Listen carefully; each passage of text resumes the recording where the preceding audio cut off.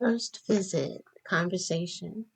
I'm so glad you came to see me. I'm so thrilled, she said as she directed him to sit in the seat on the side of the small dressing table. The room was small, larger than the average small house bedroom, but still rather small. The color was a quiet beige. The windows framed a wintry day with wind singing and trees dancing. There was a picture of a child on her desk, a pretty brown-skinned girl with large eyes and thin braids. He wondered if it was a picture of her as a child. He pondered to himself that she had sung. He had known she could sing. He knew his attraction for her speaking voice. Her voice was soft and gentle, often somewhat whispery. He remembered that the first day they'd met, her voice was so soft that he had had to move very close to her just to hear her as she told him her name. So was her singing voice. During their relationship, she had never sang, but their relationship was brief and definitely not all-encompassing. To him she looked good still, even after time and separation. There were faint symptoms showing facially of a life lived, but the overall was still beauty, and her manner was still kind and apparently unaware of her attractive physicality. The large eyes, the full lips, and the caramel brown skin. She had a way of lowering her head and up at you. He thought to himself that she was looking up at him that way now. Well, how have you been? I just can't get over that you're here. I had such a crush on you so many years back, and here you are with me now. He looked at her somewhat annoyed that she was acting as though he hadn't known or considered. Or maybe that was how she had seen it, he pondered. He considered that she had always been hard to read. You were really great out there. I didn't know you could sing. I mean, sang, he said smilingly. She smiled. Sing, maybe, sang, no, but I just wanted to put what I have out there. Every so often you have to challenge your comfort zone, right? He nodded positively. Then there was an awkward silence. Well, what have you been up to? How's your wife? How's your family? Everyone's fine, he stated quietly. Again the silence, and yet neither wanted the encounter to end. She tried to look at him without being obvious. She still thought that he was sexiness personified. He was deliberately bald, not balding. He had a mild beard and mustache that was shaved to be mildly thicker than a 5 o'clock shadow. He was tall and neither thin nor thick. His skin was a light beige and his lips full and well shaped. She had hoped he would say that he was no longer married. She remembered the day she had found out he had married not long after they graduated, and his wife was expecting their first child. She remembered how she didn't want the person who informed her of this to see how she was affected, but it was as if the earth had suddenly collapsed under her feet. She had wanted to sit down, but she curbed her emotions and had said how wonderful that was for him. Again she covered how she felt with words. I'm so glad everyone is well. Did you keep up with any of our classmates? He didn't question how she knew that he had a family. He decided that wasn't important at the moment. This time he was curt when he answered the query. All of them, except for you. She thought about those years in school, that time in school, herself, isolation she had been trying to avoid. School had been relaxation for her, and he had been a frightening, sexy distraction. She wasn't sure how to respond. She should tell him about what happened, about her children and her ex and his excesses. She hadn't wanted the class, and especially him, to know what her life had been.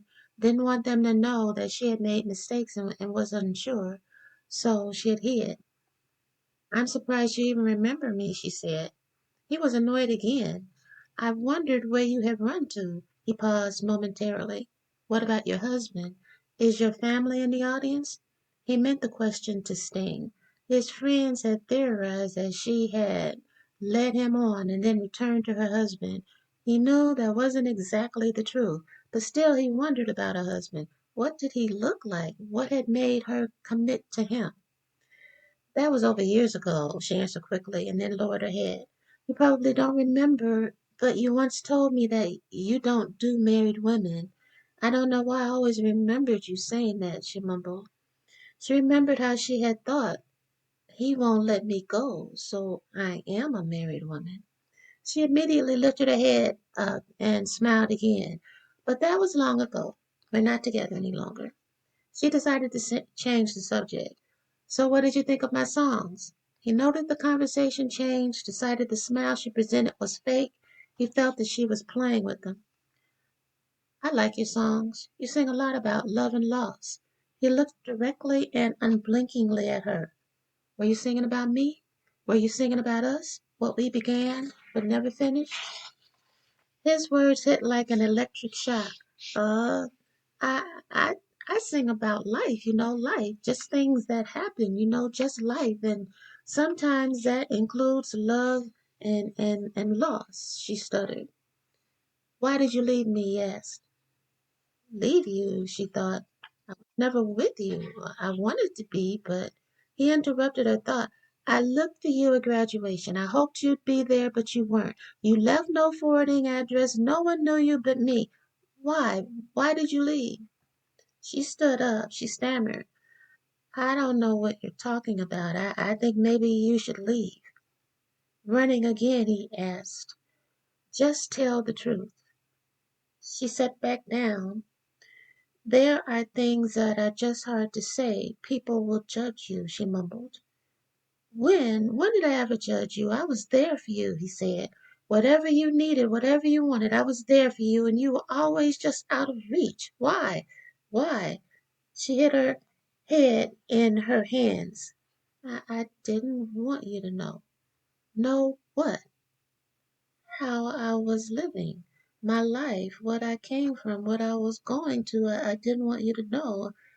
I didn't want you to know. Your life was so smooth, so perfect. I didn't want you to know. He moved his chair and kneeled beside her. She turned her head and faced him. You knew how I felt about you. Everyone knew, but you kept pushing me away. What if I told you I always wanted you from the first?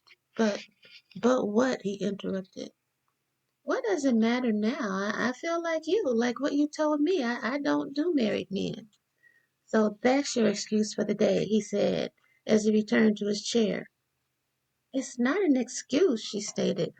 I want to be honorable, she muttered. I want to do the right thing, just like you. He looked at her, and her words to him seemed almost insane. Who talks like this? What is this honor?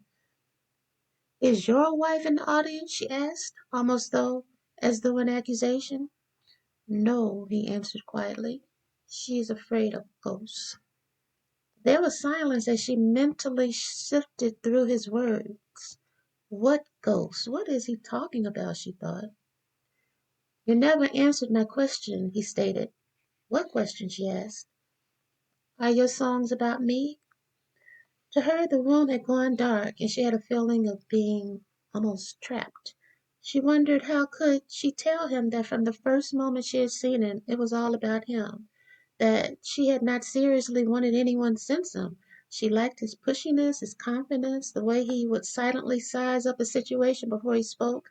How could she tell him that she was trying to protect everyone, including him? He watched her expectantly. It seemed like a long pause before she finally spoke.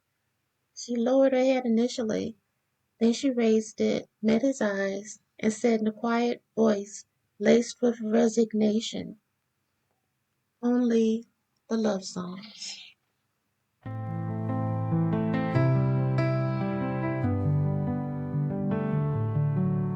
I saw you in the neon glow. Hearts were wild, but time so slow. You smiled like you already knew that I'd fall and not have a clue. Now I'm chasing memories, running blind, tracing echoes I can't rewind. Was it fate or just pretend, or a chapter I can't amend?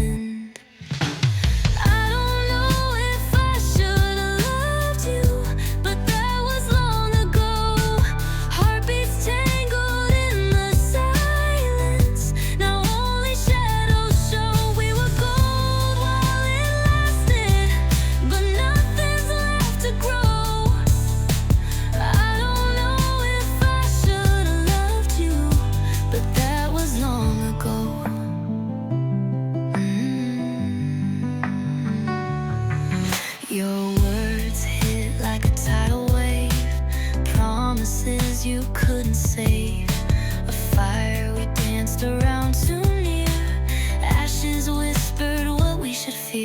Blame the stars or blame the moon, or the rush of a fleeting June. Was it love?